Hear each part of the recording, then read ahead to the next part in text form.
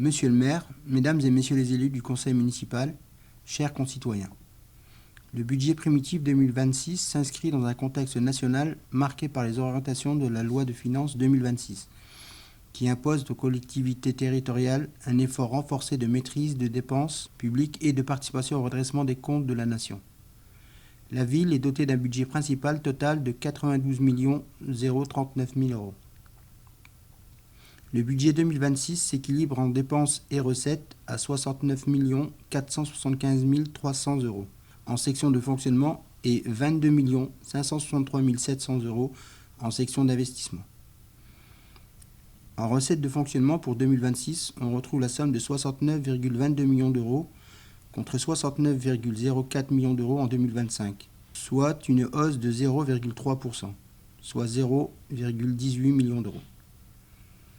Les recettes de fonctionnement se détaillent en deux groupes. Recettes dites dynamiques pour un montant total de 22,62 millions d'euros réparties en recettes diverses patrimoines, subventions pour 6,16 millions d'euros. Remboursement frais, personnel et budget annexe, 5,28 millions d'euros. Impôts locaux, 11,18 millions d'euros. Et recettes dites de dotation pour 46,6 millions d'euros répartis en dotation d'État, DGF, DSU, DSI, 7,3 millions d'euros, et dotation CUD, AC plus DSC, 39,3 millions d'euros. Concernant la répartition des recettes de fonctionnement, l'attribution de compensation et la dotation de solidarité communautaire pour 57% sont le plus gros pôle. Ensuite viennent les recettes sur patrimoine pour 3%, remboursement des frais de personnel pour 7%, dotation de solidarité urbaine pour 10%, impôts pour 16%, remboursement du budget annexe 1% et autres recettes pour 6%. Au niveau de la fiscalité, au chapitre 731, on retrouve également la fiscalité dite indirecte, c'est-à-dire les taxes telles que droit de mutation pour 240 000 euros, TLPE, taxe sur la publicité extérieure, 220 000 euros, TCFE ou taxe de consommation finale de l'électricité pour 190 000 euros, et taxe sur pylône pour 185 000 euros, pour un montant total de 835 000 euros. Concernant les taux d'imposition au chapitre 731, pour 2026, le montant des impôts directs est estimé à 7,55 millions d'euros, soit la taxe foncière bâtie, la taxe foncière non bâtie et la taxe d'habitation sur les résidences secondaires et les logements vacants. Pour mémoire, il a été décidé qu'il n'y aurait aucune augmentation des taux communaux. La seule évolution est donc liée à l'évolution des bases décidée par la loi Finances, soit plus 0,8%. Au chapitre 74, concernant la DSU, elle devrait augmenter de plus 300 000 euros par rapport à la recette perçue en 2025. Elle passe ainsi à 7 300 000 euros en 2026, soit une augmentation de 5,8%. La dotation de la politique de la ville vise à compléter la logique de péréquation prévalant dans le cadre de la DSU, par un soutien renforcé aux quartiers prioritaires de la politique de la ville. La ville de Grande-Synthe fait chaque année des demandes afin d'obtenir cette dotation, nous permettant de proposer des équipements de qualité sur la ville, tout en ayant un financement par le biais de cette dotation.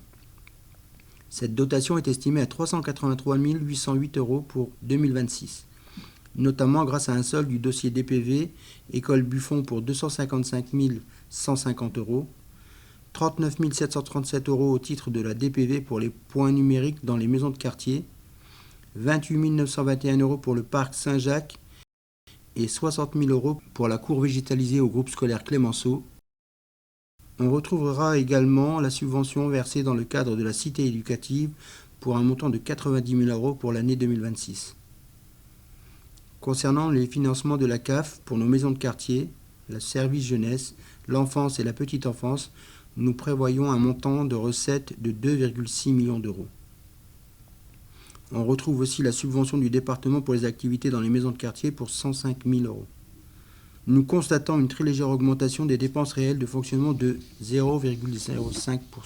Au niveau des charges à caractère général, chapitre 11, nous avons une baisse de 1,4%, soit 192 642 euros.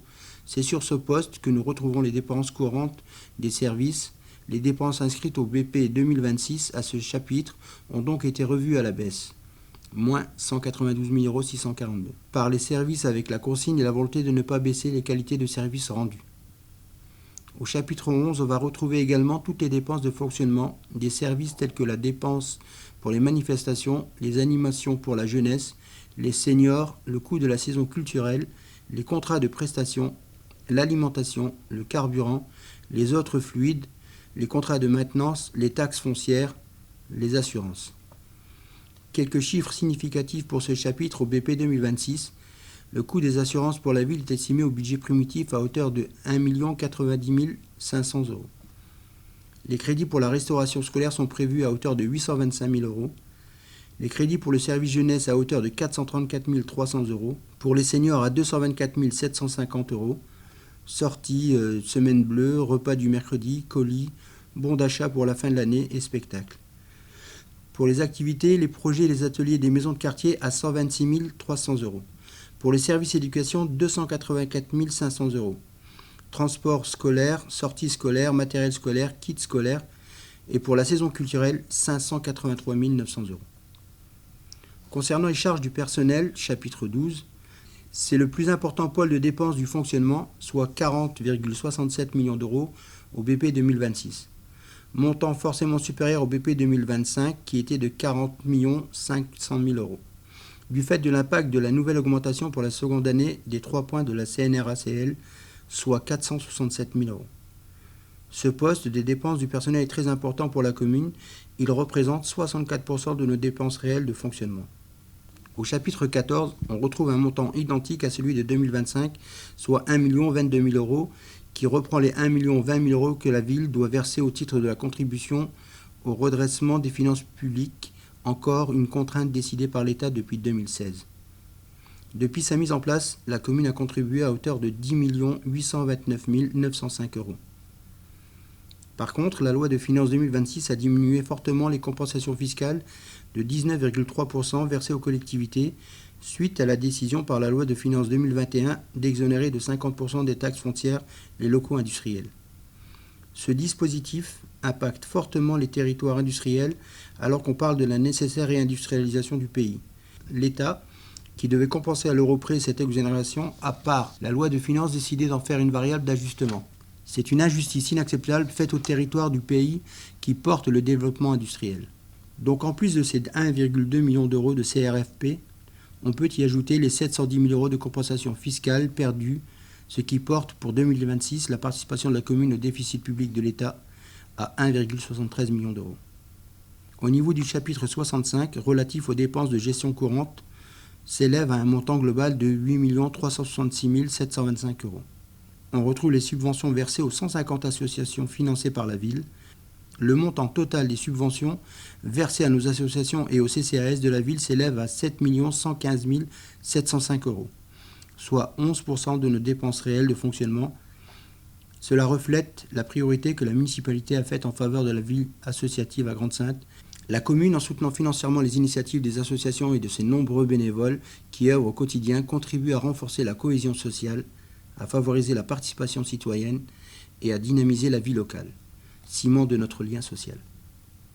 A noter que la subvention versée au CCAS pour 2026 pour le fonctionnement est établie à 2,93 millions d'euros, soit une augmentation de 5,4%. Elle inclut la subvention pour la masse du personnel et la subvention pour le MSG. Au chapitre 65, on trouve également les bourses scolaires, le passeport, le pass senior et la compensation tarifaire du Varlin, pour permettre l'accès à la culture cinématographique à tous. Au chapitre 66, sur les charges financières, on retrouve le montant de l'intérêt de la dette qui est en dépenses de fonctionnement alors que le remboursement du capital est en dépenses d'investissement. L'intérêt de la dette diminue légèrement de 3 000 € par rapport à 2025, pour atteindre le montant total de 417 000 € pour l'année 2026. Concernant le total des recettes investissement, il se monte à 22 563 700 €, avec un excédent de fonctionnement au chapitre 10-68 de 7 50 414,29 €. Au niveau de ces recettes, on retrouve au chapitre 13 les subventions d'investissement que la ville va percevoir pour ses différents projets pour un montant prévisionnel de 1 070 000 €. La région à hauteur de 450 000 € pour les travaux du Nord-Dover.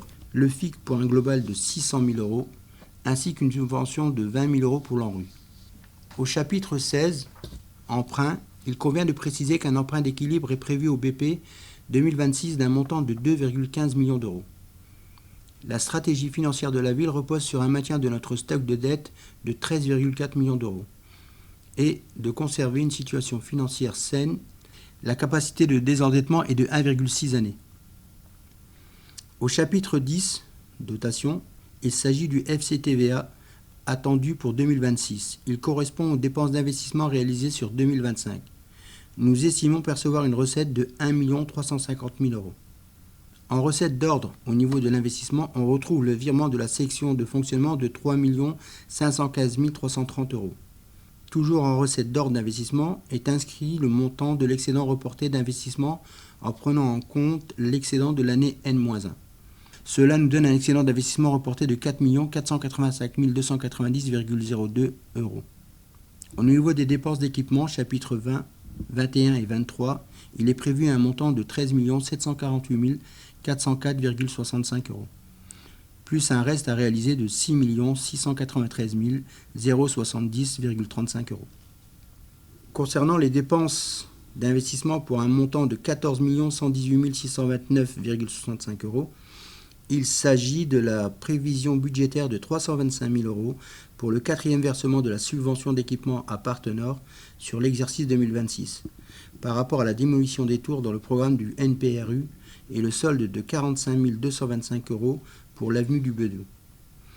Ils permettront de finir les travaux pour la reconstruction des services techniques, d'acheter du nouveau matériel pour ce bâtiment, de lancer des travaux pour la salle de sport du Nord-Dover, de prévoir les travaux de réaménagement du rez-de-chaussée de la mairie afin de prévoir un accueil optimal au public. Les travaux de relamping en LED de l'ensemble des gymnases de la ville, de lancer des travaux pour la cour végétalisée au groupe scolaire Clémenceau. Nous allons retrouver les frais d'études pour la conception pour le bâtiment de la Cité des Arts qui va regrouper tous les bâtiments dédiés aux pratiques artistiques, les frais pour la mission de programmiste et d'études pour la maison de quartier de l'Albec, les frais d'études pour les travaux dans les écoles. Le niveau d'investissement de la ville est un bon niveau d'investissement. Cela représente un montant de 697 € par habitant contre 438 € par habitant en moyenne pour les communes de la strate. Le budget primitif annexe 2026 qui vous est proposé s'équilibre en dépenses-recettes à 598 000 € pour la section de fonctionnement, 174 385,18 € pour la section d'investissement. Ce budget retrace les opérations liées aux activités assujetties à la TVA. Location de salles, entrée de spectacle, location d'infrastructures, de communication électronique.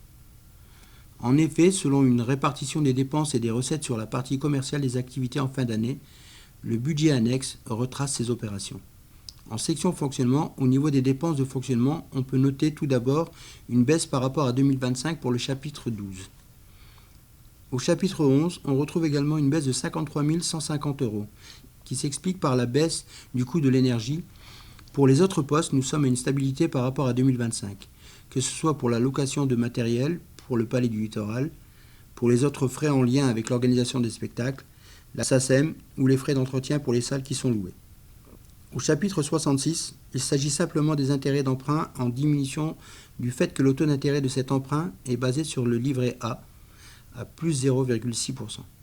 Comme le taux du livret A est passé de 2,40 à 1,5%, à compter du 1er février 2026, cela génère une baisse de 11 000 € par rapport à 2025.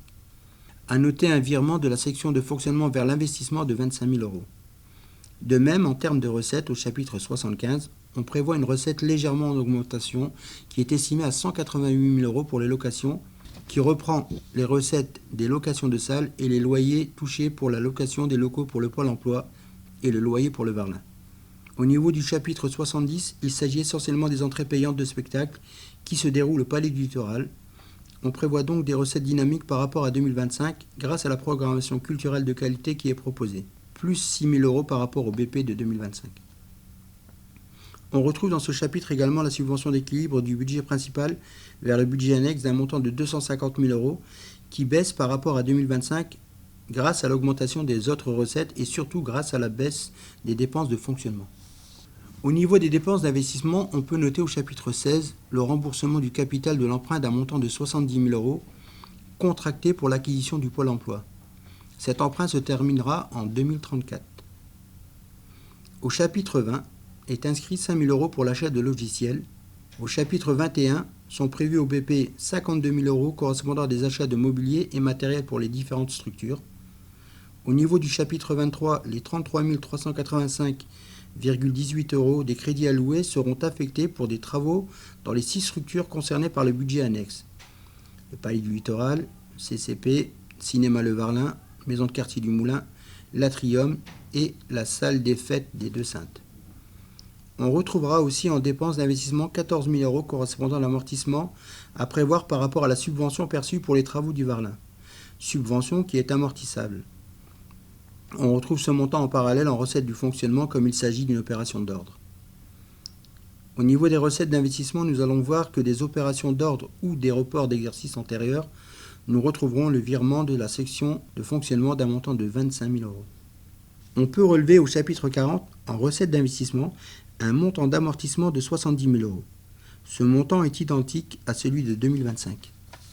On retrouvera également en recettes d'investissement l'excédent de fonctionnement de l'année 2025 à hauteur de 58 306,82 euros et l'excédent d'investissement reporté de 21 078,36 euros, soit un excédent total de 79 385,18 euros qui permettront de financer les dépenses d'équipement à hauteur de 87%. Merci pour votre attention.